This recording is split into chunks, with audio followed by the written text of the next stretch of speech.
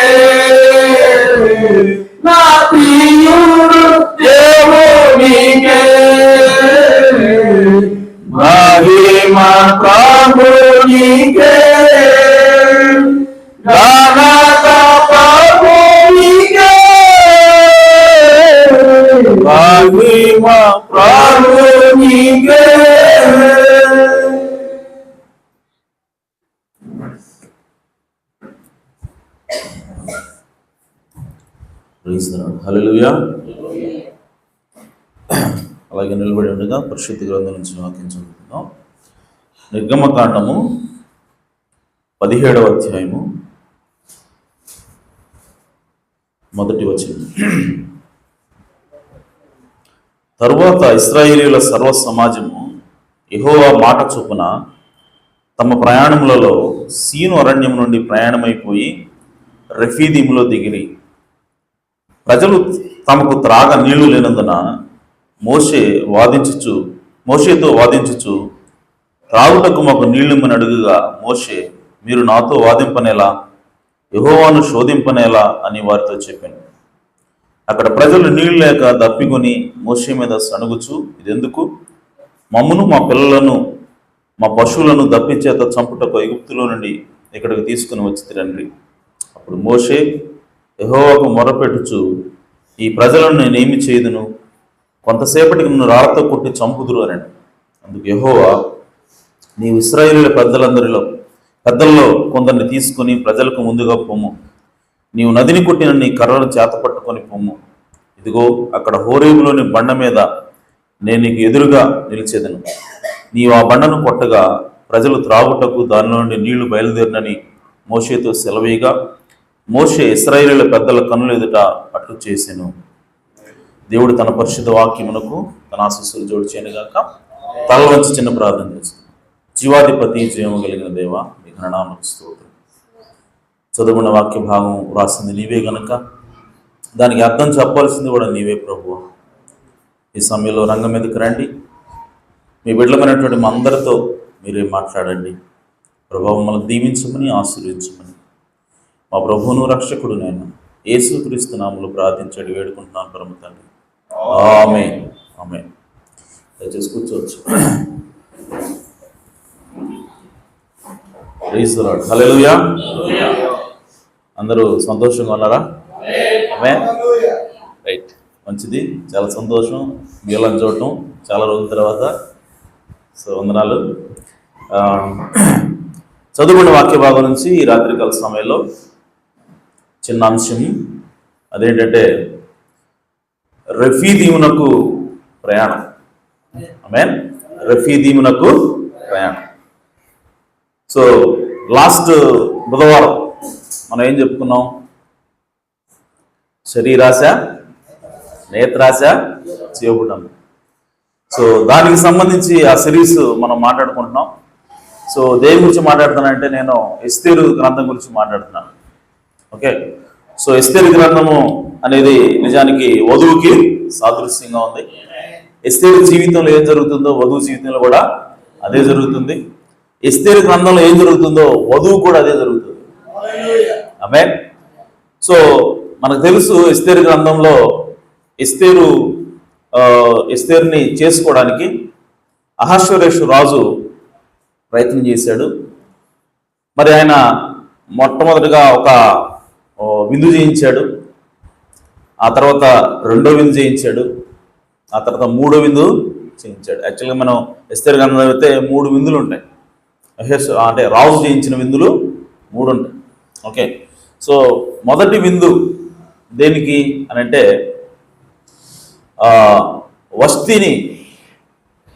వస్తీ రాణిగా ఉన్నటువంటి హయాంలో విందు చేయించాడు. ఆమేన్. సో అలాగే ఆ తర్వాత రెండో విందు ఎప్పుడు చేయించాడంటే ఎస్తేరు రాణి అయిన తర్వాత విందు చేయించాడు. ఆమేన్. ఆ తర్వాత మూడో విందు కూడా చేయించాడు. ఓకే, సో ఇప్పుడు మొదటి విందు దేనికి సాదృశ్యం అని అంటే అది 7 రోజుల విందు. ఆమేన్. వస్తీ రాణిగా ఉన్నటువంటి సమయంలో 7 రోజుల విందు జరిగింది. అది దేనికి సాదృశ్యం అని అంటే ఇశ్రాయేలీలకి 7 సంఘకాలాలు ఉన్నాయి. ఆమేన్. అలాగే ఎస్తేరు రాణి అయిన తర్వాత మరలా 7 రోజుల విందు. అది దేనికి సాదృశ్యం అంటే వధువు అనగా అన్యులకి 7 సంఘకాలాలు. హల్లెలూయా. అలాగే మూడో విందు కూడా ఉంది. అదేమిటి అంటే వధువు ఎత్తబడిన తర్వాత మధ్యాకాశంలో జరిగే విందుకు సాదృశ్యం. హల్లెలూయా. సో కాబట్టి ఎస్తేరు గ్రంథంలో ఏం జరుగుతుందో మన జీవితంలో కూడా అదే జరుగుతూ ఉంది. సో 7 సంఘకాలాలు అనేవి అవి మన ప్రవక్త విలియం బ్రానమ్ గారు కల్పించి చెప్పినవి కాదు. అవి ఆల్రెడీ బైబిల్లో ఎక్కడ చూసినా మనకు కనబడతా ఉంటాయి. హల్లెలూయా. కాబట్టి 7 సంఘకాలాలు ఉన్నాయి. 7 సంఘకాలాల్లో ఏం జరుగుతుంది, ఎలా జరుగుతుంది అనేది ప్రకటన గ్రంథంలో ఉంది. ఆమేన్. సో అవన్నీ కూడా ఎగ్జాక్ట్గా వాక్యానికి సరిపోతా ఉన్నాయి. కాబట్టి 7 సంఘకాలాలు ఉన్నాయి ప్రవక్త చెప్పినట్లుగా. అలాగే 7 సంఘకాలాలకి 7 వర్తమానికులు ఉన్నారు ప్రవక్త చెప్పినట్టుగా. ఆమేన్. సో ప్రవక్త ఆ 7 సంఘకాలాలకి ఎవరు ఈ సంఘదూతలు అని చెప్పి ఆయన వాక్యాన్ని పరిశీలన చేసి వాక్యానికి సరిపోయేలాగా 7 దూతల్ని ఆయన సెలెక్ట్ చేశాడు. హల్లెలూయా. సో అదంతా కూడా వాక్యాన్ని సరిపోతా ఉంది. ఓకే, సో కాబట్టి బైబిల్లో ఏది వ్రాయబడినా సరే అది ఎక్కడున్నా సరే మనకి ఈ వర్తమానానికి అది కరెక్ట్గా సరిపోతా ఉంది. హల్లెలూయా. కాబట్టి మనం నమ్ముతున్నటువంటి వర్తమానం అనేది అది ఒక మనుషుడు కల్పించినటువంటి వర్తమానం కాదు, కానీ అది బైబిల్లో ఉన్నటువంటి వర్తమానం. హల్లెలూయా. కాబట్టి దీన్ని మనం 100% మనం నమ్మొచ్చు. ఇది దేవుని చేత పంపబడినటువంటి వర్తమానం అనేది దేవుని చేత నిరూపించబడిన వర్తమానమైనది. ఆమేన్. అలాగే వర్తమానికుడు 2 ఒకటే అని ప్రవక్త అన్నాడు. ఆమేన్. సో వర్తమానికుడు వర్తమానము 2 ఒకటే. ఎందుకనంటే దేవుని మాట 2 ఒకటే. ఆమేన్. సో దేవుని యొక్క వాక్యము ఆ ఏదెను తోటలో వాళ్ళతో నడుస్తూ ఉంది, దేవుని యొక్క వాక్యం వాళ్ళతో మాట్లాడుతూ ఉంది, బైబిల్లో రాయబడింది. దేవుని యొక్క వాక్యం ఎలా నడుస్తుంది, దేవుని యొక్క వాక్యం ఎలా మాట్లాడుతుంది, దేవుని యొక్క వాక్యం ఎలా తిరుగుతుంది? ఆమేన్. అంటే దేవుడే తిరుగుతున్నాడని అర్థం. హల్లెలూయా. దేవుడే నడుస్తున్నాడని అర్థం. దేవుడే సహవాసం చేస్తున్నాడు. కానీ అక్కడ ఏం రాయబడింది అంటే దేవుని వాక్యము వాళ్ళతో సహవాసం చేసింది. ఆమేన్. అంటే దాని అర్థం ఏంటంటే దేవుని వాక్యం వేరువేరు కాదు, ఒకటే. అలాగే వర్తమానికుడు వర్తమానం వేరువేరు కాదు, 2 ఒకటే. హల్లెలూయా. సో కాబట్టి ప్రియ సోదరి సోదరులారా, ఈ వర్తమానికుడిని దేవుడు నిరూపించాడంటే ఈ వర్తమానాన్ని కూడా దేవుడు నిరూపించాడు. సో కాబట్టి ఆ వర్తమానాన్ని మనం నమ్ముతూ ఉన్నాం. దేవుడు నిజంగా మనం దీవిస్తూ ఉన్నాడు. బైబిల్లో ఈ ప్రవక్త ఎక్కడున్నాడు, ఈయన చెప్పినటువంటి వర్తమానం ఎక్కడుంది అన్నది ఇప్పుడు మనం చూడగలుగుతున్నాం. ఆమేన్. ఎందుకనంటే బైబిల్ అంతా కూడా మిస్టరీస్గా రాయబడింది, మర్మాలుగా రాయబడింది.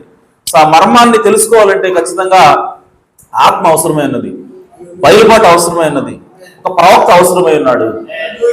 ప్రవక్తను ఎవరైతే నమ్ముతారో వాళ్ళు మాత్రమే బైబిల్లో దాచబడిన మర్మాలు చూడగలరు. హల్లెలూయా. సో గూఢమైనటువంటి విషయాల్ని బయలుపరిచేటువంటి ఇది ఎవరి దగ్గర ఉందంటే దేవుడి దగ్గర ఉంది. ఆమేన్. నిగూఢమైనటువంటి విషయాల్ని, దాచిపెట్టబడే విషయాల్ని బయలుపరిచేటువంటి ఆ అధికారం అది ఎవరి దగ్గర ఉందంటే దేవుడి దగ్గర ఉంది. ఆయన ఎవరి ద్వారా బయలుపరుస్తారంటే తన ప్రవక్తల ద్వారా బయలుపరుస్తాడు దాన్ని. హల్లెలూయా. కాబట్టి ఈ చివరి దినాల్లో వధువుకి ఈ వర్తమానం అవసరమైనది. ఈ వర్తమానం ద్వారా మర్మాలను, అంటే బైబిల్లో ఏదైతే దేవుడు దాచించాడో దాన్ని తీసి చూపిస్తున్నాడు ఆయన. ఆమేన్. తద్వారా వధువుకి ఏమొస్తా ఉందంటే విశ్వాసం వస్తూ ఉంది, ఎత్తబడే విశ్వాసం వస్తూ ఉంది, శరీరం మార్పు చెందే విశ్వాసం వస్తూ ఉంది. అది ఇప్పుడు మనకు అవసరమైనది. హల్లెలూయా. అలాగే ప్రియ సహోదరులారా, మనం ఇప్పుడు ఎక్కడ ఉన్నామంటే 3వ ఈడ్పు కింద మనం ఉన్నాం. ఆమేన్. సో మొదటి ఈడ్పు, 2వ ఈడ్పు, 3వ ఈడ్పు. మొదటి ఈడ్పు అది స్వస్థతలు అయి ఉన్నాయి, 2వ ఈడ్పు వివేచన అయినది, 3వ ఈడ్పు లోతైనటువంటి వాక్యం అయినది. హల్లెలూయా. అయితే మొదటి ఈడ్పు కింద కొంతమంది ప్రజలు వస్తారు, 2వ ఈడ్పు కింద ఇంకొంతమంది ప్రజలు వస్తారు. అయితే 3వ ఈడ్పు కింద వచ్చే ప్రజలు ప్రత్యేకమైన ప్రజలే ఉంటారు. హల్లెలూయా. ఎందుకనంటే మన ఈ మధ్య సహోదరులు దాన్ని ఎక్స్ప్లెయిన్ చేస్తున్నారు కొంతమంది. ఆయన ఏం చెప్తున్నాడంటే మొదటి ఈడ్పు స్వస్థతల ద్వారా వచ్చింది, 2వ ఈడ్పు వివేచన ద్వారా వచ్చింది. స్వస్థతల ద్వారా కొంతమంది వస్తారంట, మరి కొంతమంది వివేచన ద్వారా వస్తారంట. అంటే ఈ ఈ వీళ్ళు వచ్చే వాళ్ళందరూ కూడా అంటే దేంతో పోల్చినట్టు ప్రవక్త చేపల వేటతో పోల్చాడు ఆయన. హల్లెలూయా. సో చేపల వేటతో పోల్చినప్పుడు ఇవన్నీ కూడా నార్మల్ జాతికి సంబంధించినటువంటి చేపలు అన్నమాట ఇవన్నీ. ఓకే, స్వస్థత ద్వారా వచ్చేవి ఒక రకమైనటువంటి చేపలు అయితే, వివేచన ద్వారా వచ్చేటువంటి చేపలు అయ్యో ఇంకొక రకమైన చేపలు. కానీ స్వస్థతలకు పడని చేప, ఆమె వివేచనకి పడని చేప ఇంకోటి ఉంది. హల్లెలూయా. సో దాని పేరు ఏంటంటే రెయిన్బో ట్రౌట్. ప్రవక్త చెప్పాడు దాన్ని రెయిన్బో ట్రౌట్. అంటే రెయిన్బో అంటే వర్షధనుసు, ఇంద్రధనుసు. అంటే అది 7 రంగులు కలిగి ఉంటుందంట. ఆ చేప 7 రంగులు కలిగి ఉంటుంది. అయితే దాన్ని పట్టాలి అని అంటే పైపైన తిరగదంటది, నీళ్ళల్లో లోపలికి వెళ్ళాలంట. హల్లెలూయా. డీప్కి వెళ్ళాలి, చాలా లోతులో ఉంటుందంట అది. సో దాన్ని పట్టుకోవాలంటే లోతులోకి వెళ్ళాలి. ఆమేన్. సో కాబట్టి అలాగే ఆ రెయిన్బో ట్రౌట్ పట్టాలంటే లోతైనటువంటి వాక్యం కావాలా. హల్లెలూయా. లోతులో దాచబడినటువంటి, ఇప్పటివరకు బయలుపడినటువంటి, ఇప్పటివరకు రాయబడినటువంటి వాక్యం యొక్క మర్మం ఏదైతే ఉందో ఆ మర్మం చెప్పినప్పుడు ఆ చేపలు పడతాయి అంటారు. హల్లెలూయా. సో 7 ముద్రలు, ఆమేన్, 7 సంఘకాలాలు, ఇవన్నీ కూడా దాచబడినటువంటి మర్మాలు అయినాయి. ఆమేన్. సో ఈ దాచబడినటువంటి వాక్యము, లోతైనటువంటి వాక్యము ఎప్పుడైతే ప్రకటించబడుతుందో ఆ చేప, రెయిన్బో ట్రౌట్ అయిన చేప దానికి ఆకర్షించబడుతుందంట, స్వస్థతగా ఆకర్షించబడుతుంట, అది వివేచనగా ఆకర్షించబడదంట. కేవలం దాచబడినటువంటి మర్మాలకి అది ఆకర్షించబడుతుంది. హల్లెలూయా. ఆ చేప ఏదో కాదు, వధువు అయినది. హల్లెలూయా. సో వధువు ఎప్పుడు కూడా లోతైనటువంటి వాక్యం కోసం చూస్తుంది. ఆమేన్. సో కాబట్టి ఇప్పుడు ఈ సోదరి సోదరులారా, ఇప్పుడు దేవుడు మనల్ని 3 వైపులోకి తీసుకెళ్తా ఉన్నాడు. అందుకే ఎక్కడ చూసినా మీరు చూడండి, లోతైనటువంటి వాక్యాలు బయలుపరుస్తున్నాడు దేవుడు. ఏ స్వార్థి గురించి బోధించినా, ఏ ప్రీచర్ గురించి బోధించినా సరే వాళ్ళందరూ కూడా చాలా లోతైన విషయాలను బోధిస్తూ ఉన్నారు. సో దానికి కారణం ఏంటంటే మనం ఇప్పుడు దేవుడు 3వ ఈడ్పులో మనల్ని లాగుతూ ఉన్నాడు. హల్లెలూయా. సో ఇప్పటివరకు విన్నదంటే ఒక లెక్క, ఇప్పుడు నుంచి వింటున్నట్టు వర్తమానం ఇంకో లెక్కలాగా ఉంది. ఆమేన్. సో ఎందుకనంటే దేవుడు మనల్ని లోతులోకి తీసుకెళ్తా ఉన్నాడు. లోతైనటువంటి వాక్యం ఎప్పుడైతే వస్తుందో మనకి శరీరం మార్పు చెందే సోహం వస్తుంది. ఆమేన్. సో మనం భూమి ఆకర్షణ శక్తిని విడిచిపెట్టి మనం దాన్ని అధిగమించి పైకి వెళ్ళాలంటే ఖచ్చితంగా ఆ లోతైనటువంటి వాక్యం అవసరమైనది. ఆమేన్. కాబట్టి మనం ఎక్కువగా వాక్యం వినడానికి మనం ఎక్కువ సమయం చూపించాలి, ఎక్కువ ఇంట్రెస్ట్ చూపించాలి. ఆమేన్. కొంచెం ఓపికగా ఉండాలి మీరు. ఓకే. సో మొన్న 2 గంటల వర్తమానం అయింది.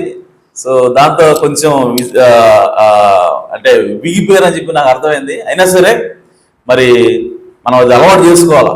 ఓకే. సో అలానే నేనే 4 గంటలు 3 గంటలు అని చెప్పను.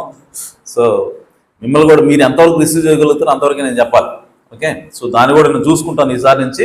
అయితే నేను చెప్పదలుచుకుంది ఏంటంటే వాక్యానికి ఎక్కువ ప్రాధాన్యత ఇవ్వాలి. ఆమేన్. సో వాక్యం వినడానికి, దాన్ని మనం అర్థం చేసుకోవడానికి, దాని లోపం తీసుకోవడానికి మనం ఎక్కువ ప్రయత్నం చేయాలి. ఆమేన్. అలాగే ఇంకొక రిక్వెస్ట్ ఏంటంటే నాది, ఇక్కడ నిలబడి ఎక్కువ లోతులకు వెళ్ళాలన్నా సరే వెళ్లకుండా అడ్డుకునేది ఏమిటి అంటే మీరు వర్తమానం చదవకపోవటమే అడ్డుకుంటుంది నన్ను. ఆమేన్. అంటే మీరు కూడా కొంత వర్క్ చేయాలి, మీరు కూడా కొంత హోంవర్క్ చేయాలి. సో ఇంటి దగ్గర మీరు వర్తమానాలు చదవాలి. తెలుగులో ఏవైతే ట్రాన్స్లేట్ అయినాయో ఆ వర్తమానాలన్నా మీరు కనీసం చదివితే, సో దట్ నేను ఏవైతే ట్రాన్స్లేట్ కాలేదో ఆ వర్తమానాలను బోధించడానికి అవకాశం ఉంటుంది. తద్వారా 1200 వర్తమానం మనం కవర్ చేసినట్టు అవుతుంది. ఓకే. సో అలా కాకుండా ఎప్పుడు అన్ని మెసేజ్లు చెప్పాలి అని అంటే దానికి ఒక టైం సరిపోదు. సో కాబట్టి మనకి ఎక్కువ టైం లేదు. కాబట్టి మీరు కూడా వర్కౌట్ చేయాలి. మీరు కూడా వర్తమానం చదువుతూ ఉండాలి, బైబిల్ చదువుతూ ఉండాలి. సో తద్వారా ఇక్కడ నుంచి మనం లోతైనటువంటి విషయాలు తెలుసుకోవడానికి ఎక్కువ అవకాశం ఉంటుంది. ఆమేన్. అలా కాకుండా నేను లోతైన విషయాలు చెప్పాలనుకున్నా సరే మీరు వర్తమానం చదవలేదనుకోండి, మీకు అర్థం కావు. సో అలాంటప్పుడు నేనేం చేయాలి? ఆ వర్తమానాలన్నీ వరుసగా చెప్పుకుంటూ పోతూ ఉండాలి. ఓకే. అయితే తెలుగులో లేకపోతే నేను మీకు చెప్పాలి, తెలుగులో ఉన్నాయి కూడా మళ్ళీ చెప్పాలంటే. కాబట్టి కనీసం తెలుగులో ఉన్నటువంటి వర్తమానాలను మీరు ట్రై చేయండి. ఓకే. అలాగే అంతకుముందు నుంచి కూడా నేను వర్తమానాలు చెప్తున్నాను. నాకు ఇప్పుడు దేవుడు అవకాశం ఇచ్చినప్పుడు చెప్తూ ఉంటాను కదా, ఆ వర్తమానాలన్నీ కూడా ఇంగ్లీష్లో ఉన్న వర్తమానాలే, తెలుగులో ఉన్న వర్తమానాలను ఇప్పుడు చెప్పలా. ఆమేన్. తెలుగులో ఉన్న వర్తమానాలని ఆయనకు వదిలేశాను నేను. సో ఇంగ్లీష్లో ఉన్న వర్తమానాలే, తెలుగులో ట్రాన్స్లేషన్ కాని వర్తమానాలని నేను చెప్పాను మోస్ట్లీ. సో ఇక మీద కూడా నేను అదే ట్రై చేస్తాను. ఓకే. సో తెలుగులో వర్తమానాలు, తెలుగులో ఇంగ్లీష్లో తెలుగులో ట్రాన్స్లేట్ కాని వర్తమానాలను మాత్రమే నేను చెప్పడానికి ప్రయత్నం చేస్తాను ఫస్ట్. సో తెలుగులో ఉన్నాయి మీరు చదవడానికి ప్రయత్నం చేయండి. తద్వారా మనం త్వరగా ముందుకెళ్తాం, త్వరగా లోతైన విషయాలను మనం ధ్యానించగలుగుతాం. ఆమేన్. సరే, మంచిది. చదువుకున్న వాక్య భాగం నుంచి రెఫీదీమునకు ప్రయాణం. హల్లెలూయా. సో ఇక మనం చూసాం, ఇశ్రాయేలు ప్రజలు ప్రయాణాన్ని ప్రారంభించారు. ఎక్కడి నుంచి ప్రారంభించారని బైబిల్ చెప్తా ఉంది? సీను అరణ్యం నుంచి మొదలుపెట్టారు వాళ్ళు. ఎక్కడి నుంచి? తరువాత ఇశ్రాయేలు సర్వ సమాజము యెహోవా మాట చొప్పున తమ ప్రయాణములలో సీను అరణ్యం నుండి ప్రయాణమై రెఫీదీములో దిగారు. ఓకే. సో వాళ్ళ ప్రయాణం ఎక్కడి నుంచి స్టార్ట్ చేసిందంటే సీను అనే అరణ్యం నుంచి ప్రయాణం చేశారు. ఇంగ్లీష్లో ఆ అరణ్యం పేరేంటంటే సిన్. ఆమేన్. అరణ్యం పేరేంటి?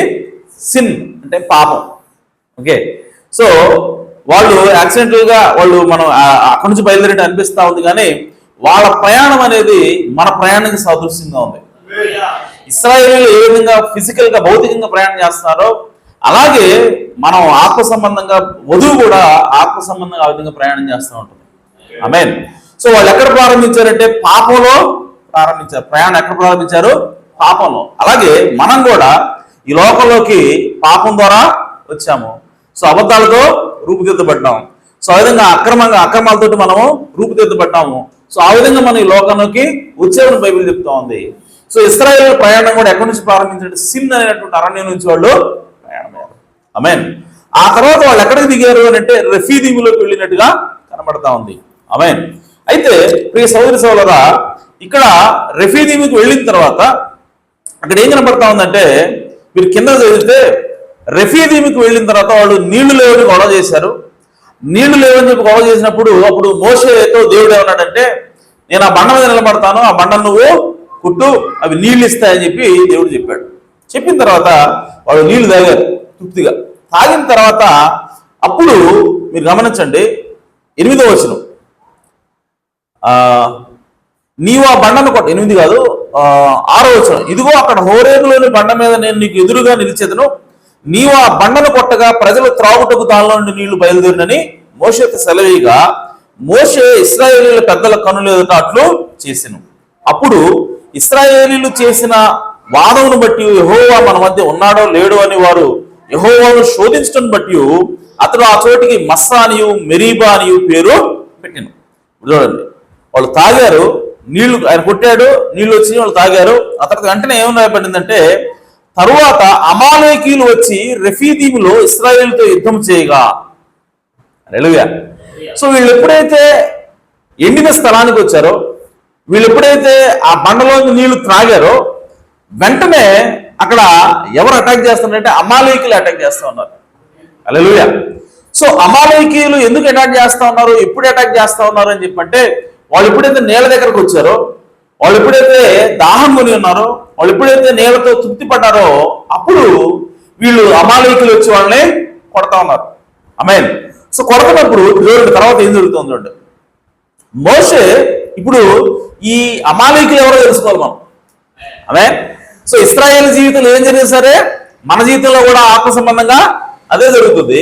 ఇప్పుడు అమాలేకీయులు ఎవరో, అమాలేకీయులు నీళ్లు తాగిన తర్వాత ఎందుకు వస్తున్నారు వాళ్ళు? ఆమేన్. అసలు అమాలేకీయులు ఇప్పుడు మనది ఆత్మ సంబంధంగా మన జీవితంలో ఎవరు అనేది మనం తెలుసుకోవాలి. హల్లెలూయా. సో ఇప్పుడు చూడండి, మోషే 9వ వచనం, యెహోషువతో మన కొరకు మనుషులను ఏర్పరిచి వారిని తీసుకుని బయలువెళ్ళి అమాలేకీయులతో యుద్ధం చేయము. రేపు నేను దేవుని కర్రను చేత పట్టుకుని ఆ కొండ శిఖరం మీద నిలిచేదను. యెహోషువ మోషే తనతో చెప్పినట్లు చేసి అమాలేకీయులతో యుద్ధమాడాను. మోషే, అహరోను, హూరు అనువారు ఆ కొండ శిఖరం ఎక్కిరి. మోషే తన చెయ్యి పైకెత్తినప్పుడు, ఇప్పుడు చూడండి, మోషే తన చెయ్యి పైకెత్తినప్పుడు ఇశ్రాయేలీయులు గెలిచిరి. మోషే తన చెయ్యి దింపినప్పుడు అమాలేకీయులు గెలిచిరి. హల్లెలూయా. సో ఇప్పుడు యుద్ధం జరుగుతూ ఉంది. ఎవరు యుద్ధం చేస్తా ఉన్నారు అని అంటే, యెహోషువ యుద్ధం చేస్తా ఉన్నాడు. మోషే కొండ మీదకి వెళ్ళాడు. ఏదైతే ఆ కర్ర, దేవుని కర్ర ఉందో ఆ దేవుని కర్ర అతను ఎత్తి పట్టుకుని ఉన్నాడు. ఓకే, ఎత్తి పట్టుకుని ఉన్నప్పుడు ఇప్పుడు ఆయన చేతులు బరువెక్కినప్పుడు కిందకు దించుతున్నాడు. ఆమేన్. ఆయన ఎంతసేపు అయితే ఆ విధంగా అలా చెయ్యి ఎత్తి పట్టుకుని ఉంటాడో అంతసేపు కూడా ఎవరు గెలుస్తున్నారంట? ఇశ్రాయేలీయులు గెలుస్తున్నారు. ఆయన ఎప్పుడైతే ఆ చెయ్యి దించుతున్నాడో అమాలేకీయులు గెలుస్తూ ఉన్నారు. హల్లెలూయా. సో ఇక్కడ ఏం జరుగుతా ఉందనంటే, ఈ మోషే యొక్క చేతులు అనేవి ఎలా ఎత్తుతున్నాడు ఆయన అని చెప్పంటే, నిజానికి చెయ్యి పైకి వెళ్ళదు. ఆమేన్. చెయ్యి ఇప్పుడు కూడా కిందకే ఉంటుంది. ఎందుకనంటే ఈ భూమి లాగుతూ ఉంటుంది. ఈ భూమి ఆకర్షణ శక్తి ఏం చేస్తే లాగుతూ ఉంటది. కానీ మోషే చెయ్యి ఆ భూమి ఆకర్షణ శక్తి వ్యతిరేకంగా పైకెత్తుతున్నాడు. హల్లెలూయా. సో అంటే ప్రియ సహోదరి సహోదరులారా, ఎప్పుడైతే భూమి ఆకర్షణ శక్తికి వ్యతిరేకంగా మోషే పనిచేస్తా ఉన్నాడో, ఈ భూమికి వ్యతిరేకంగా పనిచేస్తా ఉన్నాడో, అప్పుడు ఇశ్రాయేలు గెలుస్తూ ఉన్నారు. ఆమేన్. ఎప్పుడైతే ఈ భూమి ఆకర్షణకి లొంగి, ఈ భూమి ఆకర్షణ యొక్క శక్తికి మరి తాళలేక ఎప్పుడైతే మోషే చేతులు దిగిపోతున్నాయి భారం అయ్యి, అప్పుడు అమాలేకీయులు గెలుస్తూ ఉన్నారు. ఆమేన్. అంటే ఆత్మ సంబంధంగా చూసినప్పుడు ప్రియ సహోదరి సహోదరులారా, మోషే ఎప్పుడైతే ఆ భూమి ఆకర్షణకు లోపడుతున్నాడు, ఆమేన్, ఆ భూమి ఆకర్షణకు లోపడి చేతులు దించుతూ ఉన్నాడో, అనగా భూమికి ఎప్పుడైతే అవి కిందకు వస్తా ఉన్నాయో, లోపడతా ఉన్నాయో, అనగా మట్టికి, అనగా ఈ శరీరానికి ఎప్పుడైతే లోపడతా ఉన్నాడో అప్పుడు అమాలేకీయులు గెలుస్తూ ఉన్నారు. ఆమేన్. సో ఎప్పుడైతే ఈ శరీరాన్ని లేదంటే ఈ భూ సంబంధమైనటువంటి కార్యాలకి ఆయన వ్యతిరేకించి ఆయన చేతి పైకెత్తున్నాడో అప్పుడు ఇశ్రాయేలీయులు గెలుస్తూ ఉన్నారు. ఆమేన్. సో ఇప్పుడు ఈ అమాలేకీయులు ఎవరనంటే శరీర కార్యాలు అయి ఉన్నాయి. హల్లెలూయా. ప్రవక్త అన్నాడు, మీరు చేతులు ఎత్తండి, ఎవరైతే దేవుడు వెంబడించాలనుకుంటున్నారో, ఎవరైతే దేవుడు మా హృదయంలోకి రావాలని చెప్పి అనుకున్నారో మీరు చేతులు ఎత్తండి అని చెప్పి అంటాడు. ఆయన అన్నప్పుడు వాళ్ళు చేతులు ఎత్తారు కదా, అప్పుడు ప్రవక్త అంటాడు తెలుసా, వాళ్ళ చేతులు ప్రభువా ఎత్తారు అని అంటే వాళ్ళు భూమి ఆకర్షణకి వ్యతిరేకంగా పనిచేసే వాళ్ళు చేతులు ఎత్తారు. నిజానికి భూమి ఆకర్షణకి వాళ్ళ చేతులు కిందకే ఉండాలి, అయినా సరే వాళ్ళు దాన్ని అధిగమించి పైకి ఎత్తారంటే వాళ్ళ లోపల ఆత్మ ఉన్నది ప్రభువా. ఆమేన్. అంటే దేవుని ఆత్మ వాళ్ళ హృదయంలో ఉంది కాబట్టి ఆ ఆత్మ ఈ భూమి ఆకర్షణ శక్తికి వ్యతిరేకంగా పనిచేసి వాళ్ళ చేతిని పైకి లేపింది. కాబట్టి వాళ్ళ హృదయాన్ని నువ్వు దీవించుకోమని చెప్పి ఆయన ప్రార్థన చేస్తా ఉంటాడు. హల్లెలూయా. అలాగే ఇప్పుడు మోషే మన చేతులు కూడా ఎప్పుడైతే ఆత్మచేత నింపబడి మన శరీరాలు మన హృదయమో మనం ఈ భూమి ఆకర్షణ శక్తి కనుక ఈ లోక సంబంధమైనటువంటి కార్యాలకి వ్యతిరేకంగా పనిచేయడం మనం ప్రారంభిస్తాం. హల్లెలూయా. సో అప్పుడు ఆటోమేటిక్ గా మన లోపల ఉన్నటువంటి శరీర కార్యాలన్నీ కూడా వెళ్ళిపోతూ ఉంటాయి. ఆమేన్. అదే మన యొక్క చేతులు కిందకి వెళ్తా ఉన్నాయి, లేదంటే ఈ భూమి ఆకర్షణ, లేదంటే ఈ లోక యొక్క ఆశలు, ఈ శరీర కోరికలు ఇవన్నీ కూడా మనం లాగుతున్నాయి అనుకోండి, దానికి లోబడినప్పుడు ఆటోమేటిక్ గా శరీరం గెలుస్తూ ఉంటుంది, శరీర ఆశలు మనల్ని నెగ్గుతూ ఉంటాయి. కాబట్టి అమాలేకీలు ఎవరనంటే శరీర ఆశలే ఉన్నాయి. అమాలేకీలు ఎవరంటే ఈ లోక కార్యాలే ఉన్నాయి. సో ఈ లోక కార్యాలు మనం జయించాలంటే మన హృదయం లోపల దేవుని యొక్క ఆత్మ అవసరమైనది. హల్లెలూయా. సో ఎప్పుడైతే మనం దేవుని యొక్క ఆత్మను కలిగి ఉంటామో అప్పుడు ఆటోమేటిక్ ఏమవుతుందంటే ఈ శరీర కార్యాలని, ఈ శరీరాన్ని మనం జయించి మన దేవుడి దగ్గరికి వెళ్ళగలుగుతాము. హల్లెలూయా. సో కాబట్టి ప్రియ సోదరి సోదరా, అమాలేకీయులు ఇప్పుడు కూడా వాళ్ళు ఎప్పుడు దాడి చేస్తా ఉన్నారంటే వాళ్ళు ఎప్పుడైతే నీళ్లు తాగారో, వాళ్ళు ఎప్పుడైతే అలసిపోయి ఉన్నారో అప్పుడే వాళ్ళు అటాక్ చేస్తా ఉన్నారు. హల్లెలూయా. సో అప్పుడు దాకా వాళ్ళు నీళ్లు లేకుండా తిరిగారు. సో వాళ్ళు విసిగిపోయి ఉన్నారు. ఎప్పుడైతే వాళ్ళు నీళ్లు తాగి శాంతరితా ఉన్నారో ఇక మాకు ఏమీ లేదు, అయిపోయింది, నెమ్మలంగా మంచి పనుకున్నారో అప్పుడు ఈ శరీర కార్యాలు పనిచేస్తా ఉన్నాడు. హల్లెలూయా. అలాగే మనం కూడా ఈ నీతికరణ అయిపోద్ది, ఇక మన పరిశుద్ధాత్మ పొందుకునే సమయంలో ఇప్పుడు శరీరం ఏం చేస్తూ ఉంటుందంటే మన మీద దాడి చేయడానికి ప్రయత్నం చేస్తూ ఉంటుంది. ఆమేన్. ఆ సమయంలో మనం దాన్ని జయించాలంటే మనకు ఆత్మ అవసరమైనది. హల్లెలూయా. సో కాబట్టి ఈ సోదరు అమాలేకీయులు శరీర కార్యాలకి సాదృశ్యంగా ఉన్నారు. ఆమేన్. అయితే ఇప్పుడు ఇశ్రాయేలు యొక్క ప్రయాణాన్ని మనం ఒకసారి చూద్దాం. ఇశ్రాయేలు ఎక్కడి నుంచి వస్తున్నారంటే సిన్ అనేటువంటి పాపం అనేటువంటి అరణ్యంలో వాళ్ళు బయలుదేరిన తర్వాత వాళ్ళు ఎక్కడికి వచ్చారంటే రెఫీదీములోకి వచ్చారు. రెఫీదీము అనగా ఎండిన స్థలం అని అర్థం. రెఫీదీం అంటే ఏంటి? ఎండిన స్థలం అని అర్థం. సో ఎండిన స్థలంలో నీళ్లు ఉండవు, ఎండిన స్థలంలో దాహం ఉంటుంది. ఆమేన్. సో అయితే ప్రియ సోదరి సోదరా, వీళ్ళు ఈ ఎండిన స్థలానికి డైరెక్ట్ గా రాలా. మనకి ఎట్లా ఏర్పడిందంటే సీన్ అరణ్యం నుంచి డైరెక్ట్ రెఫీదీముకి వచ్చినట్టు కనబడుతుంది. ఆమేన్. కానీ బైబిల్లో ఏముందంటే వాళ్ళు ఇంకా కొన్ని ప్రాంతాలని దాటి వాళ్ళు ముందుకు వచ్చారు. రెఫీదీము కంటే ముందు వాళ్ళు కొన్ని ప్రాంతాలని దాటుకుంటూ వచ్చారు. దానికి నేను రెఫరెన్స్ చూస్తున్నాను, ఒక్క నిమిషం. సంఖ్యాకాండము 33వ అధ్యాయం ఒకసారి తీయండి. సంఖ్యాకాండము 33వ అధ్యాయం.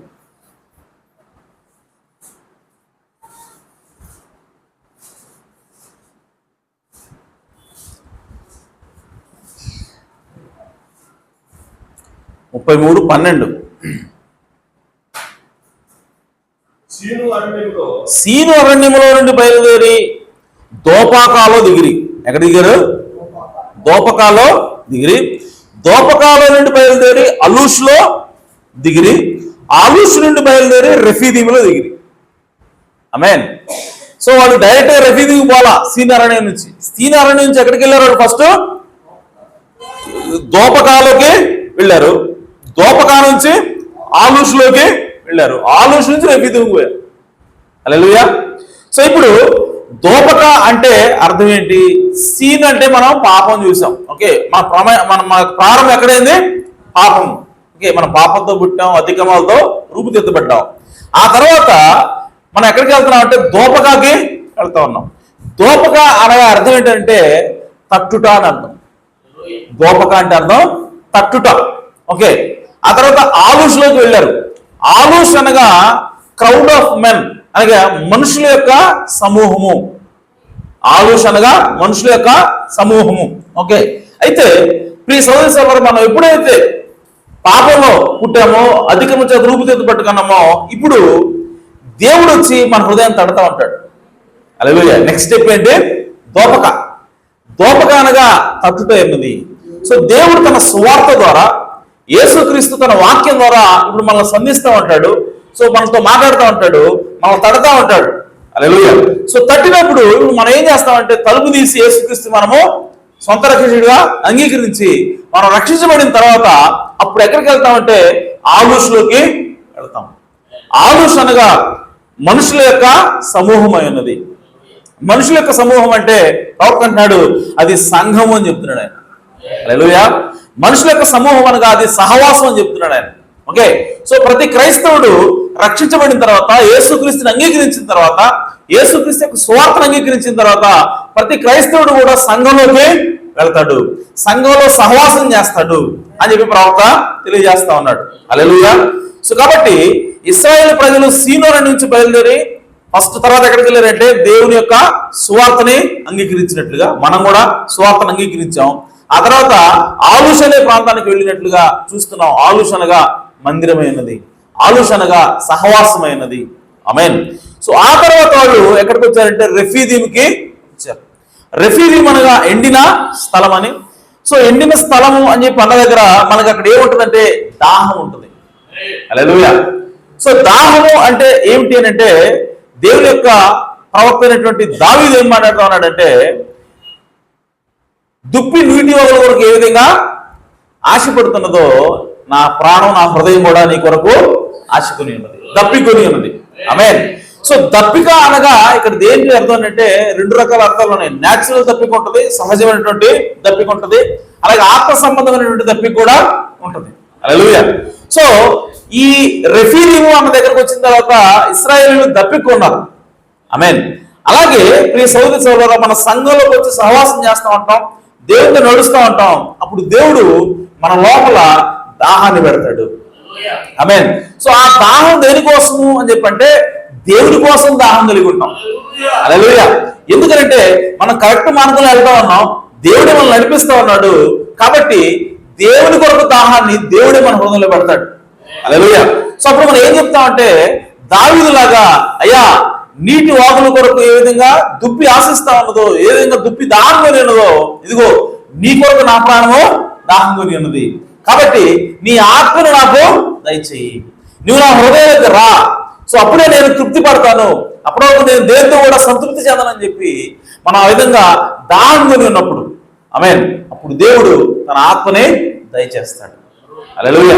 అయితే ప్రియ సహోదరి సహోదరులారా, ఈ రోజుల్లో చాలా మంది అంటే సాతాను ఏం చేస్తా ఉంటాడంటే దేవుని కోసం పెట్టినటువంటి దాహాన్ని వేరే లోక సంబంధమైనటువంటి కార్యాలతో తృప్తిపరచుకోమని సాతాను మనం బోధిస్తూ ఉంటాడు.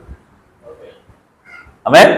కాబట్టి ఆ సమయంలో మనం ఏం చేయాలంటే మనల్ని తృప్తిపరిచేది ఏదైనా ఉన్నది అని అంటే అది కేవలం దేవుడు మాత్రమే తృప్తిపరచగలడు. ఎందుకనంటే ఆ దాహాన్ని పెట్టింది ఎవరంటే దేవుడే పెట్టాడు. కాబట్టి దాన్ని తీర్చగలిగేది కూడా దేవుడే అన్నాడు. ఈ లోకం ఎంత మాత్రం కూడా మనల్ని తృప్తిపరచలేదు. అది ఎలా ఉంటుందంటే ఫర్ ఎగ్జాంపుల్ మందు తాగుతారు కుర్రోళ్ళు. ఎప్పుడు దేంతో స్టార్ట్ చేస్తారంటే బీర్తో స్టార్ట్ చేస్తారు. ఓకే, సో బీర్తో స్టార్ట్ చేసినప్పుడు ఆ స్టార్టింగ్లో అదే బాగున్నట్టు అనిపిస్తుంది, అదే చాలా మత్తుగా ఉన్నట్టు అనిపిస్తుంది. కొంతకాలానికి ఆ బీరు కూడా ప్రభావం చూపించదు, ఇంకా కావాలి నాకు అనిపిస్తుంటుంది. ఓకే, సో అప్పుడు వాళ్ళు ఇంకా స్ట్రాంగ్ డ్రింక్ వెళ్తారు అనమాట. ఓకే, ఏదో ఆల్కహాల్ బాగా స్ట్రాంగ్గా ఉండేది, ఓకే ఆ పేర్లు మనకు పరిచయం లేదు, సో ఆ ఆల్కహాల్కి వెళ్తారు. ఓకే, ఇంకా స్ట్రాంగ్గా ఉండే డ్రింక్కి. ఓకే, సో అది తాగుతారు, అప్పుడు కొంచెం మొత్తం అనిపిస్తుంది. ఆ తర్వాత మళ్ళీ అది కూడా సాటిస్ఫై అయిపోతారు. ఇంకా వాళ్ళు ఏమంటారు ఇంకా కావాలి, ఇంకా కావాలని చెప్పి వాళ్ళు ఏదైనా ఇంకా ఎక్కువ మొత్తం ఇచ్చే వాటి కోసం వాళ్ళు వెతుకుతూ ఉంటారు. ఆ విధంగా అది అది అది దానిపై ఇంకా ఎక్కువ మొత్తం ఇచ్చి తాగి వాళ్ళు దాంతో కూడా తృప్తి పడకుండా వాళ్ళు ఏం చేస్తారంటే డ్రగ్స్కి అలవాటు అవుతారు. హల్లెలూయా. డ్రగ్స్ ఇంకా ఎక్కువ మొత్తిస్తాయి అని చెప్పి డ్రగ్స్కి అలవాటు అవుతారు. డ్రగ్స్ కూడా అయిపోయిన తర్వాత ఇంకా దానికంటే ఇంకా స్ట్రాంగ్ ఉండేది వెళ్తూ ఉంటారు. ఆ విధంగా వెళ్ళి చివరికి దానిలో వాళ్ళు నాశనం అయిపోయి చివరికి ఆ ఆశ అనేది అది తృప్తి పడక ఆ సాటిస్ఫై అవ్వక చివరికి వాళ్ళు ఏం చేస్తారంటే సూసైడ్ చేసుకుంటారు. అర్థమవుతుంది నేను ఏం చెప్తున్నాను అంటే దేవుడు పెట్టినటువంటి దాహం అది. ఎవరు తృప్తిపరచగలరు దాన్ని? దేవుడే తృప్తిపరచగలరు. సో ఎవరు దాన్ని సంతోషపరచగలరు అని అంటే దేవుడే సంతోషపరచగలరు. కానీ ఎప్పుడైతే లోక సంబంధమైనటువంటి వాటి కోసం మనం దాంతో మనం తృప్తిపరచడం ప్రయత్నం చేస్తూ ఉంటామో అది సెట్ అవ్వదు లోపల. కాబట్టి ఇంకా కావాలి సరిపోవట్లేదు ఈ తృప్తి, ఇంకా తృప్తి కావాలని చెప్పి ఎంత వెతికినా సరే దాన్ని తృప్తిపరిచేటువంటి సరిపోయేటువంటి ఆ మందు కానివ్వండి, ఆ మత్తు కానివ్వండి ఈ లోకంలో ఎక్కడ లేదు కాబట్టి చివరికి వాళ్ళు దానికి బానిసలైపోయి ఏం చేస్తారంటే అసలు ఎందుకు ఇక్కడ ఈ మత్తు నాకు దొరకట్లేదు, సాటిస్ఫై అవ్వట్లేదు అని చెప్పి చివరికి వాళ్ళు సూసైడ్ చేసుకుని చనిపోతారు. సో దాని అర్థం ఏంటంటే దేవుడు ఇచ్చినటువంటి ఆ దాహం ఏదైతే ఉన్నదో దాన్ని తృప్తిపరిచేది ఏది కూడా ఈ లోకంలో లేదు. కానీ అదే వ్యక్తి దేవుడితో కనుక తనను తాను తృప్తిపరచుకునే ప్రయత్నం చేస్తే ఆమేన్, ఖచ్చితంగా ఆ వ్యక్తి దేవుడి ద్వారా తృప్తిపరచబడతాడు. ఇక అతను సాటిస్ఫై అయిపోతాడు, ఇంక ఏది అవసరం లేదు అంటాడు నాకు. ఆమేన్. సాటిస్ఫై అవటం లేదంటే తృప్తిపరచబడటం అంటే అర్థం ఏంటో తెలుసా? ఓకే, ఇక నాకు ఏది అవసరం లేదు, నేను దేన్ని కోరుకోను, నాకు ఆల్రెడీ కావాల్సింది దొరికిందంట. ఆమేన్. సో మత్తు వల్ల జీవితం నాశనం అయిపోతున్నాయంటే కారణం ఏంటంటే దానికి సాటిస్ఫాక్షన్ ఉండదు, తృప్తి అనేది ఉండదు. ఇంకా కావాలి, ఇంకా కావాలి, ఇంకా కావాలని చెప్పి అంటూ ఉంటుంది. కాబట్టి చివరికి వాళ్ళు మరణంలోకి వెళ్ళిపోతున్నారు. కానీ అదే దేవుడి దగ్గరికి వచ్చేసరికి ఆయన మనకి ఏది కావాలో ఆయనకు తెలుసు కాబట్టి, ఏదైతే మనం సాటిస్ఫై చేస్తా ఆయనకు తెలుసు కాబట్టి, అసలు ఆ దాహం పెట్టిందే ఆయనే కాబట్టి ఆమేన్. ఇప్పుడు ఆయన తన ఆత్మ మనకి ఇచ్చినప్పుడు అప్పుడు మనకి తృప్తి అనిపిస్తుంది. హల్లెలూయా. ప్రజాపం మనం అన్నం తింటున్నప్పుడు మనం ఏదన్నా కొంచెం తిన్నాం అనుకో, మనకి ఆకలి ఇంకా ఉంటుంది కదా, ఇంకొంచెం తింటాం, ఆకలి ఇంకా ఉంటుంది, ఇంకొంచెం ఇంకా నిండలా, కడుపు నిండలా ఇంకా తింటాం, కడుపు నిండలా ఇంకా తింటాం, కడుపు నిండలా ఇంకా తింటాం.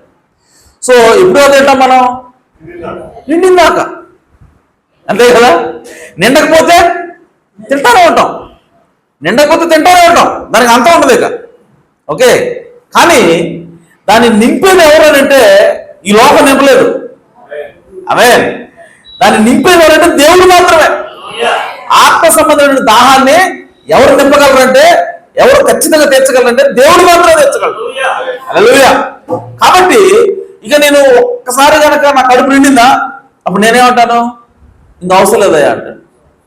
చికెన్ తీసుకొచ్చి పెట్టినా, ఆమేన్, చేపలు ఫ్రై తీసుకొచ్చి పెట్టినా ఏమంటాను నేను, చాలు సరిపోయింది, ఇంకా నేను తృప్తి పడ్డానని చెప్పి ఇంకా నాకు అవసరం లేదు అంటాం. అలాగే దేవుడు కనుక మన హృదయంలోకి వస్తే హల్లెలూయా, ఇక మనం దేన్ని కోరుకోం. ఈ లోకంలో అప్ప అక్కడ చూడరు ఎలా ఉందో, అక్కడ ఎంత ఆనందం ఉందో ఒకసారి రా చూద్దుగాని చెప్పంటే నువ్వేమంటావు, నాకు ఆల్రెడీ నిండిపోయింది. హల్లెలూయా. సో ఆ లోకంలోకి వెళ్తే అక్కడ ఎంత మత్తు ఉందో అనుకున్నావు, అసలు ఆ మత్తులో ఎంత ఎంజాయ్ అయింది అనుకున్నావు. ఒకసారి ఆ డ్రగ్స్ నువ్వు ఒకసారి వాడి చూడు, ఎంత ఎంజాయ్ వస్తుందో, ఎంత హై వస్తుందో, నీకు ఎంత సంతోషం వస్తుందో. ఒకసారి రా చెప్పంటే ఆల్రెడీ నాకు నిండిపోయింది, నాకు అది అవసరం లేదు. హల్లెలూయా. సో వ్యభిచారం చేద్దారా, ఓకే, వ్యభిచారం చేస్తే ఎంత సంతోషం వస్తుందో నువ్వు ఎప్పుడైనా గ్రహించావా? రా ఒకసారి వెళ్దాం, ఆ వేసిన దగ్గరికి వెళ్దాం రా అని చెప్పి వాడు పిలిస్తే మనం ఏమంటాం అంటే దేవుడి చేత నింపబడితే నాకు అవసరం లేదు, ఆల్రెడీ నాకు నిండిపోయింది. హల్లెలూయా. అంటే దేవుడి చేత మనం తృప్తిపరచబడిన తర్వాత ఇక దేన్ని కూడా ఆశించం. ఈ లోకంలో ఉన్న ఏది కూడా మనకు అవసరం లేదు. ఎందుకంటే వాటన్నిటికంటే కూడా అత్యంత విలువైనది, అత్యంత ఉన్నతమైనటువంటి ఆనందాన్ని దేవుడు మనకి ఇస్తా ఉన్నాడు. హల్లెలూయా. కాబట్టి ప్రియ సోదర సోదరులారా, ఆ రెఫీదీము అనే ప్రాంతం దగ్గర వాళ్ళకి వచ్చినప్పుడు వాళ్ళు దాహం కొనిగి ఉన్నారు. ఆమేన్. సో ఆ దాహం తీర్చడం కోసం దేవుడు ఇప్పుడు వాళ్ళకి నీటిని ఇచ్చాడు. ఆమేన్. అలాగే ఆత్మ సంబంధంగా ఇశ్రాయేలు మనం కూడా దేవుడి కోసం మనం దాహం కొన్నప్పుడు ఆ బండ నుంచి దేవుడు మనకి జీవజలాలను ఇస్తూ ఉంటాడు. ఆమేన్. ఆ బండ క్రీస్తు అన్నాడు. ఆ క్రీస్తు అనేటువంటి బండను ఆయన కలవరిలో కొట్టాడు. ఆమేన్. కొట్టినప్పుడు ఆయన నుంచి, ఆయన లోపల నుంచి జీవజలాలు వచ్చినాయి. ఆ జీవజలాలు ఏదో కదా, అది పరిశుద్ధాత్మైనది. ఆమేన్. ఇప్పుడు మనం ఎప్పుడైతే దేవుని కోసం దాహం కొంటామో ఆ స్థితిలోకి మనం వెళ్తామో, ఆ రెఫ్యూజీ అనేటువంటి ప్రాంతానికి వెళ్తామో, అప్పుడు దేవుడు ఆ జీవజలాలైనటువంటి ఆత్మ చేత మనం నింపుతాడు ఆయన. హల్లెలూయా. సో నింపినప్పుడు మనకి ఏమొస్తుందంటే విశ్రాంతి వస్తుంది. హల్లెలూయా. ఇంకో విషయం తెలుసా, రెఫీదీము అనే ప్రాంతానికి అనే ఆ పేరుకి ఇంకొక అర్థం రెస్ట్ అయినది, విశ్రాంతి అయినది, విశ్రాంతి తీసుకునే స్థలం అయినది. ఆమేన్. ఎండిన స్థలం అని, అలాగే విశ్రాంతి తీసుకునే స్థలం అని కూడా అర్థం ఉన్నది. కాబట్టి ప్రియ సోదర సోదరులారా, రెఫీదీము దగ్గరికి వచ్చినప్పుడు మనకు ఉన్నటువంటి దాహాన్ని దేవుడు ఆ బండలోంచి నీళ్లు ద్వారా తృప్తిపరుస్తూ ఉన్నాడు. అప్పుడు మనకి రెస్ట్ వస్తుంది, విశ్రాంతి వస్తుంది. అనగా ఈ క్రైస్తవ జీవితంలో మనం ప్రయాణంలో ఉన్నాం. సో సీను అనే సిన్ అనే పాప అనే అరణ్యం నుంచి మనము బయలుదేరాం. ఆ తర్వాత దోఫ్కా వచ్చాం, ఆ తర్వాత ఆలుష్కి వచ్చాం, ఆ తర్వాత ఇప్పుడు రెఫీదీంకి వచ్చాం.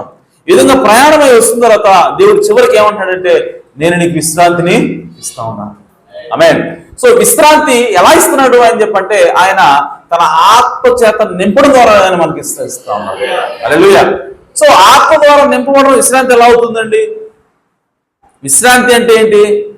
ఏ పని చేయకుండా ఉండడం. విశ్రాంతి అంటే ఏంటి? ఎలాంటి భారం పెట్టుకోకుండా నిమ్మలంగా ఉండడం. అయితే ఆ విశ్రాంతి ఎప్పుడు వస్తా ఉంది మనకి అని అంటే, దేవునికి ఆత్మ చేత నింపబడిన తర్వాత మనకి విశ్రాంతి వస్తా ఉంది. ఆమేన్. సో దేవునికి ఆత్మ చేత నింపబడడం విశ్రాంతి అయినది. అంటే దాని అర్థం, ఇప్పటి వరకు మన రక్షణ మనం కొనసాగించాం, ఇప్పటి వరకు మన దేహాన్ని మనం కాపాడుకున్నాం, ఇప్పటి వరకు మన భక్తిని మనం కాపాడుకున్నాం. సినిమాలకు పోకుండా, షికార్లకు పోకుండా, తాగకుండా, తిరగకుండా, ఇవన్నీ కూడా మనం జాగ్రత్త పడుతూ వచ్చాం. మన జీవితాన్ని మనం కాపాడుకుంటున్నాం, మన ఘటాన్ని మనం కాపాడుకుంటా రెఫీదీం వరకు వచ్చాం. హల్లెలూయా. వచ్చిన తర్వాత ఇప్పుడు దేవుడు ఏం చేస్తా ఉన్నాడంటే, తన ఆత్మ చేత మనల్ని నింపి ఇప్పుడు మనకి విశ్రాంతిని ఇస్తా ఉన్నాడు ఆయన. అంటే ఇక మీద నువ్వు కష్టపడాల్సిన అవసరం లేదు. ఆమేన్. ఇక మీదట నువ్వు జాగ్రత్తగా ఉండాల్సిన అవసరం లేదు. ఇక మీదట నీకు సినిమాకు పోవాలని అనిపిస్తున్నా సరే బలవంతంగా నువ్వు దాని నుంచి దూరం పోవాల్సిన అవసరం లేదు. ఏదైతే పాపం చేయాలని నీకు అనిపిస్తున్నా సరే హృదయంలో బలవంతంగా దాని నుంచి దూరంగా నువ్వు ఉండాల్సిన అవసరం లేదు. ఇప్పటి నుంచి నువ్వు కాదు జీవించేది, నీలో నేను జీవిస్తున్నాను. హల్లెలూయా. అందుకోసం పౌలు అంటాడు, ఇక మీదట జీవించినది నేను కాదు, నాలో క్రీస్తు జీవిస్తా ఉన్నాడు. ఆమేన్. అదే విశ్రాంతి అయినది. ఎప్పుడో మనం పని చేసాం, మనం జీవించాం, ఎప్పుడో మనం పరిశుద్ధంగా జీవించడానికి ప్రయత్నం చేసాం, ఎప్పుడో మనం భక్తిగా జీవించడానికి ప్రయత్నం చేసాం. కానీ ఎప్పుడైతే యేసుక్రీస్తు తన ఆత్మచేత మనల్ని నింపుతాడో అప్పటి నుంచి దేవుడే మనలో జీవిస్తూ ఉంటాడు. కాబట్టి ఎఫర్ట్లెస్ గా, అంటే ఎలాంటి అంటే సునాయాసంగా యేసుక్రీస్తులాగా జీవిస్తూ ఉంటాయి కదా మనం. ఆమేన్. సో యేసుక్రీస్తు ఏ విధంగా ఈ భూమి మీద ఉన్నప్పుడు జీవించాడో అలాంటి జీవితాన్ని మనము సునాయాసంగా జీవిస్తూ ఉంటాము. దానికి కారణం ఏంటంటే మనం రెస్ట్ లో ఉన్నాము. ఆమేన్. సో తన ఆత్మ ద్వారా మనం నింపడం ద్వారా దేవుడు మనకి విశ్రాంతిని ఇచ్చాడు. కాబట్టి మనం ఇక మీదట జీవించేది మనం కాదు, కానీ దేవుడు మన లోపల జీవిస్తూ ఉన్నాడు. ఆమేన్. సో ఆ విధంగా ఆ విశ్రాంతిలోకి వచ్చినప్పుడు మనం ఏం చేస్తామంటే ఆత్మచేత నింపబడతాం. కాబట్టి ఈ శరీర కార్యాలు మనము జయిస్తాము, అమాలేకీయులు మనము జయించగలుగుతాము. ఆమేన్. సో అమాలేకీయులు ఎప్పుడు మన మీద విజయం సాధిస్తారంటే, ఎప్పుడైతే మనం ఆత్మచేత నింపబడమో, మన హృదయంలో ఎప్పుడైతే ఆత్మ ఉండదో అప్పుడు ఆటోమేటిక్ గా శరీర కార్యాలు మనల్ని జయించడం ప్రారంభిస్తాయి. కానీ ఎప్పుడైతే మనం ఆత్మచేత నింపబడతామో, ఆత్మకు మన హృదయంలో స్థానం ఇస్తామో, అప్పుడు ఈ శరీర కార్యాలన్నింటినీ కూడా మనము జయించగలుగుతాం, అమాలేకీయులు మనము జయించగలుగుతాము. ఆమేన్. కాబట్టి ప్రియ సహోదర సోదరా, ఈ రెఫీదీము అనగా ఎండిన స్థలమైనది, రెఫీదీము అనగా అది దాహము కొనేటువంటి ప్రాంతమైనది. ఆమేన్. ఆ దాహం మనం కొన్నప్పుడు దేవుడు మనకి తన ఆత్మచేత మనల్ని తృప్తిపరుస్తా ఉన్నాడు.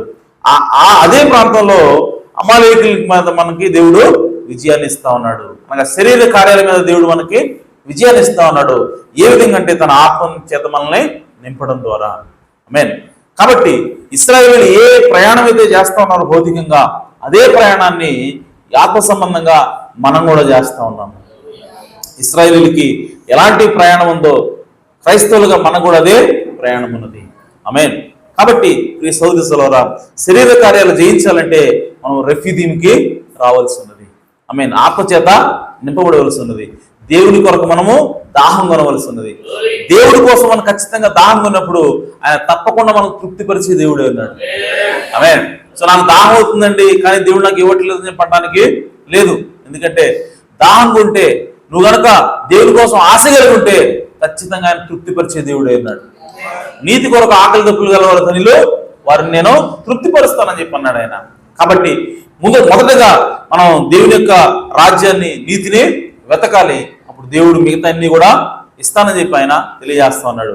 కాబట్టి దేవుడి నీతి కొరకు ఆకలి దప్పులు కలిగి ఉందాం, దేవుని ఆత్మ కొరకు మనం ఆకలి దప్పులు కలిగి ఉందాం.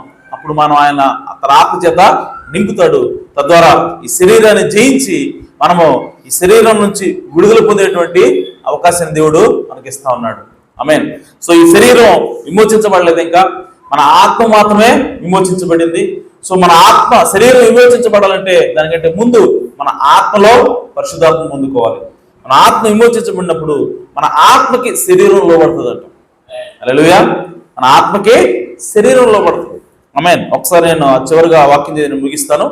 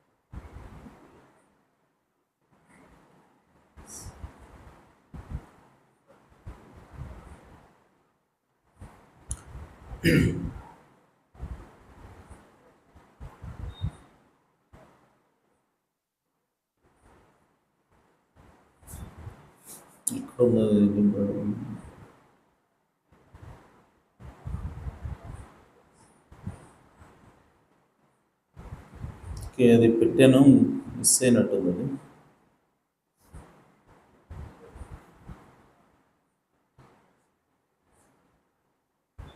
ఓకే,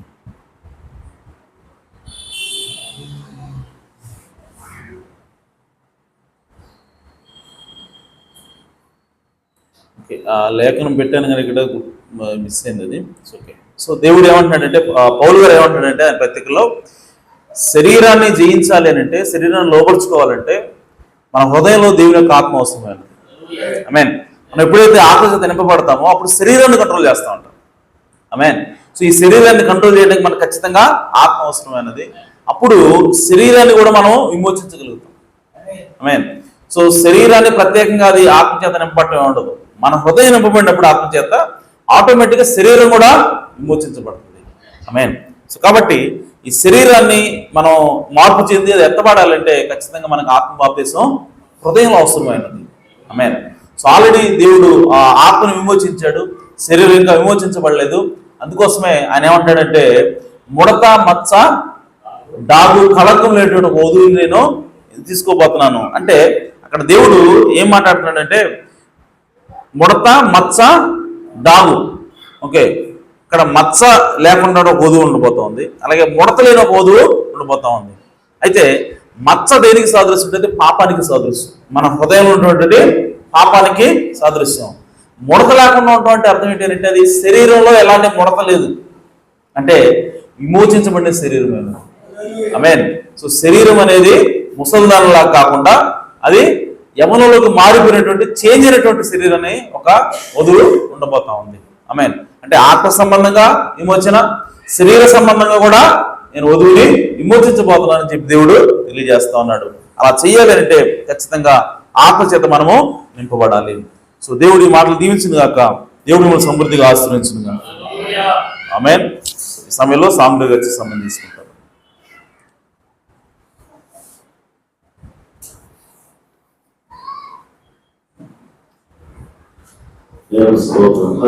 హల్లెలూయా. Hallelujah, hallelujah, hallelujah, hallelujah. Stotram, stotram, stotram, stotram, Lord. Prabhu, ఇప్పుడు ఆరాధనలో తండ్రి దాసును మరుగు చేసుకొని మాతో మాట్లాడిన దేవానికి స్తోత్రం. ఇశ్రాయేలు యొక్క ప్రయాణం అయినా ఏ విధంగా తండ్రి వారు కొనసాగిందో, ఇశ్రాయేలునైనా వారు మాకు సాదృశ్యంగా ఉన్నారని తెలియజేశావు ప్రభువా. ఆత్మ సంబంధమైనటువంటి ఓనైనా ఇశ్రాయేలుగా నా తండ్రి మమ్మల్ని నువ్వు నాయన ఈ వాక్యంలో ఎత్తి చూపిస్తున్న దేవానికి స్తోత్రం ప్రభువా. ఇశ్రాయేలుమైన పాపమని ఆ స్థలములకు వారు ప్రయాణం చేస్తున్నారు తండ్రి. పాపమైన స్థలములు ప్రయాణమై ఓనైనా ఆ యొక్క అరణ్యానికి వచ్చినప్పుడు నా తండ్రి, ఒక ఎండిపోయిన భూమిలోకి వచ్చినప్పుడు, దాహం మీద ఉన్నారని తెలియజేస్తున్నావు. అటువంటి స్థానంలోనైనా ఆ బండ మీద నిలబడి మోసే ఆ బండను పెట్టినప్పుడు నిలిచిన దేవానికి స్తోత్రం ప్రభువా. వారికి నిలిచిన ఆయన తండ్రి దాహం తీర్చావు. దాహం తీర్చి నిమ్మలంగా ఉన్నప్పుడు శత్రువు వారి మీదకి ఆయన పైకి వచ్చి ఉన్నారని తెలియజేస్తున్నావు ప్రభువా. అవును తండ్రి, అమాలేకులను జయించాలంటే అక్కడ మోసే చెయ్యి పైకెత్తబడాలని మాట్లాడారు. అవును తండ్రి, మోసే చెయ్యి ఎప్పుడైతే భూమి ఆకాశం శక్తికి దిగిపోతుందో అప్పుడు ఇశ్రాయేలు ఓడిపోతున్నారని అమాలేకులు గెలుస్తున్నారని చెప్పారు ప్రభువా. అమాలేకులు ఎవరు అంటే అది శరీర కార్యాలను మాట్లాడారు, అది రోగ కార్యాలను మాత్రం మాట్లాడారు ప్రభువా. దేవానికి స్తోత్రములు తండ్రి. ఒక వ్యక్తి నీతికరణ శుద్ధీకరణ పొందినప్పటికీ పరిశుద్ధ ఆత్మ పొందే సమయానికి వచ్చినప్పుడు శత్రువుని మీద పోరాటాలని మాట్లాడారు.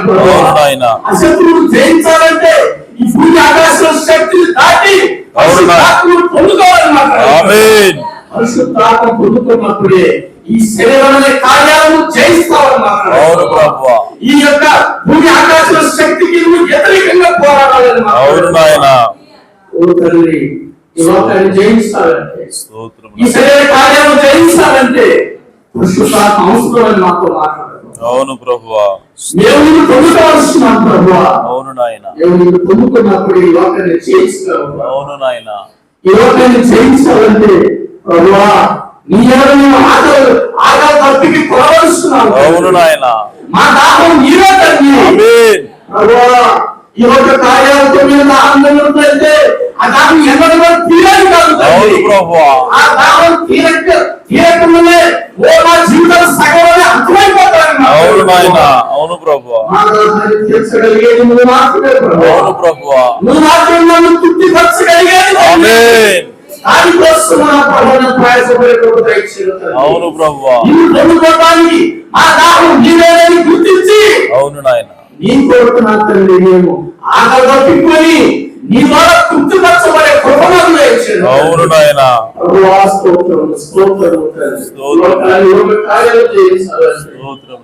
నిన్ను మా హృదయం కలిగి ఉన్నావు ప్రభు. అవునయ్యా, మా అంతరంగంలో మార్పు జరగాలి ప్రభు. అవును నాయన, మా అంతరంగంలో మార్పు జరగకుండా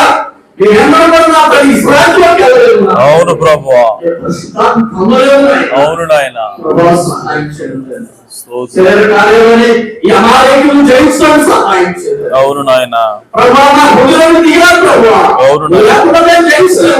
అవును ప్రభువా. అవును తల్లి, అవును ప్రభువా. సహాయం చేయండి, స్తోత్రం నాయన. ప్రభువానికి స్తోత్రం చేస్తున్నాను. హల్లెలూయా, హల్లెలూయా, హల్లెలూయా, హల్లెలూయా. మన్నాను కురిపించినావు, బండ నుండి లేచినావు. మన్నాను కురిపించినావు, బండ నుండి లేచినావు. యెహోవా నీవే, యెహోవా నీవే, సర్వము సమకూర్చినావు. ఆరాధన నీకే, ఆరాధన నీకే, ఆరాధన స్తుతి ఆరాధన, ఆరాధన నీకే, ఆరాధన స్తుతి ఆరాధన, ఆరాధన నీకే, ఆరాధన నీకే, ఆరాధన నీకే. నన్ను తొలగించినావు, మృతులను మరిలేసినావు. రాజులను తొలగించినావు, మృతులను మరిలేసినావు.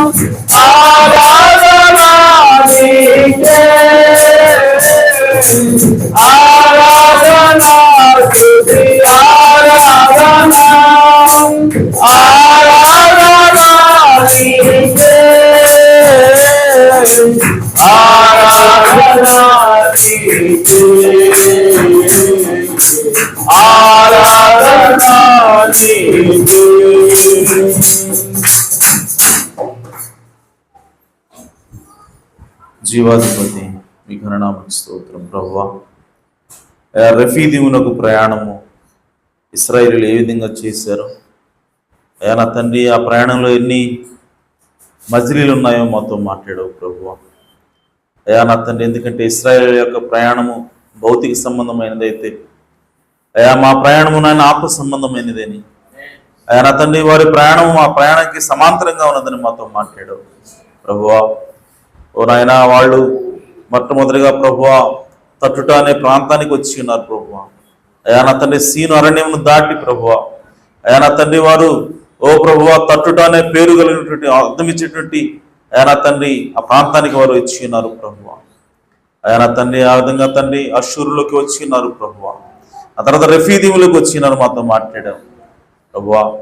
క్రైస్తవుడు కూడా ఓ ప్రభువా పాపిగా ప్రయాణాన్ని మొదలుపెట్టి ఓ సువార్త అనేటువంటి ఆ తట్టుడి ద్వారా లోపలికి వచ్చి ఆ తర్వాత సంఘములకు వచ్చి ఆరాధన చేసి అయ్యా నా తండ్రి సహవాసం చేసి ఆ తర్వాత నా తండ్రి ఎండిన స్థలానికి దప్పిగొని ప్రభువా అయా నా తండ్రి ఆత్మచేత నింపబడతాడని మాతో మాట్లాడు.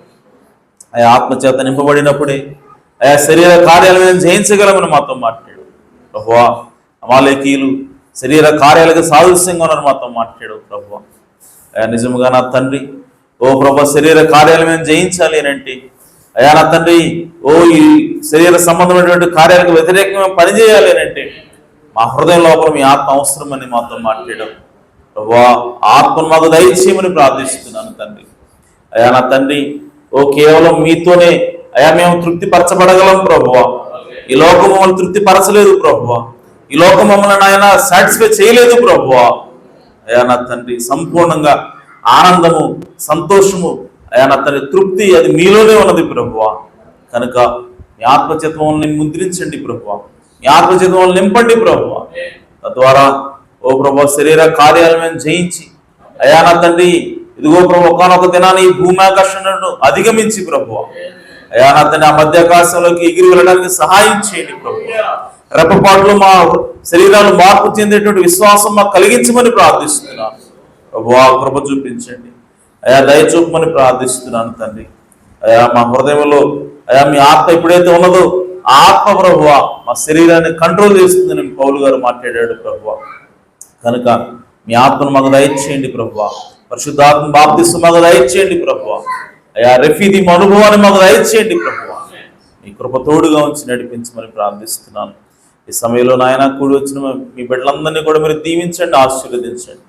అయా మీ ఆత్మచేత అభిషేకించి నింపమని ప్రార్థిస్తూ అయా ప్రభువా మరి మనందరినీ కూడా ప్రభువా విన్న వాక్యం ప్రకారంగా జీవించే భాగ్యాన్ని దయచేయమని సహాయం చేయమని మా ప్రభువును రక్షకుడునైనా యేసుక్రీస్తు నామములో ప్రార్థించండి వేడుకుంటాం పరమ తండ్రి. ఆమేన్. మన ప్రభు అయిన యేసుక్రీస్తు వారి కృపా సమాధానం సకల పరిశుద్ధులకు కూడిన మనందరకు సదాకాలం తోడేడును గాక. ఆమేన్. ఆమేన్. కుటుంబించుకుని